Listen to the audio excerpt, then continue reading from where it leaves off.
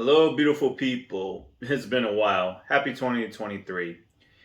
I'm here because I want to do another review, and as natural, it's Kamen Nimoy helmet. That being said, I had considered for a while how I was going to go about the new year with my content and my channel. What can I do to make the reviews more unique and different to stand out? And then I came up with nothing. So I decided that while I was taking care of a few things that was occupying my life, I was just gonna do the if it ain't broken, don't fix it aspect.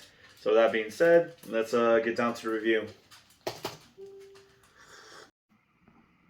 Okay, and here we have the lovely, lovely white Mighty Morphin Power Ranger helmet by Kamen Rider Nimoy.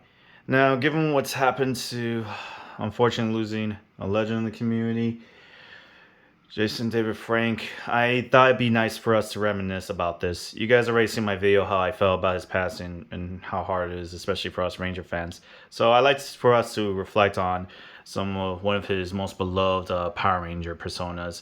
And let me tell you, I'm pretty happy with this.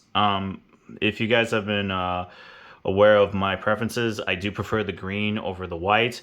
But I have come to appreciate the white more and more, especially following his passing. And, it's good to keep an open mind, especially for Power Rangers. That being said, I'm always going to be Team Green, but I do appreciate Team White. That being said, looking at this, there's not a lot of imperfections you can spot. You have the minimalist ones, just looking at first glance. Yet, when I look around, you notice there's like these yellow lines, gold stains that seem to come off from the edges of the helmet. It's not here, but it is spotted here and here. Now, I don't know how this occurred. I'm going to assume that while he was allowing this to dry, age, or whatever it is that helmet makers have to do when they paint something of a certain material, maybe the residue and the excess paint, wherever he applied to this, start trailing down. Looking from this, because this is separates, I have a feeling that maybe he just had it like this, and then over time, the residue connected downward, straight down, and then just started forming a puddle like right there. Either or, it's not that big of a deal, but I do think that imperfection is a bit inconvenient. I did try rubbing it with alcohol to see if like maybe it was like thin enough, or maybe it was residue that could just be easily taken out with alcohol. That's not the case. I may have to gently sand and or apply a layer of paint to this. So that does have to take away points. Regardless, when you look at this helmet, it's just pretty nice to look at. Like, I'm pretty sure you noticed this. I tend to do this with some of my helmets. These things cannot naturally like be perfectly aligned, saying straight. You see, for the space one, which I recently got signed, you can add like a little bottle cap right there.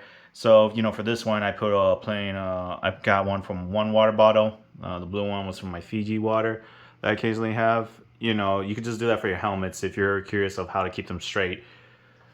That being said, this helmet is surprisingly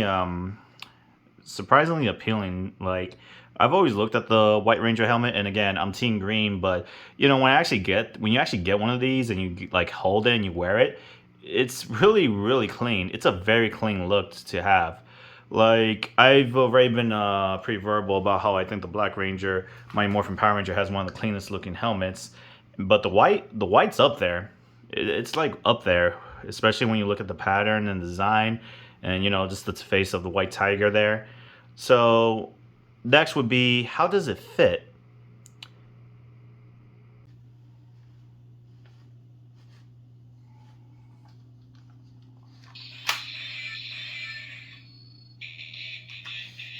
Alright, you pretty much get the idea.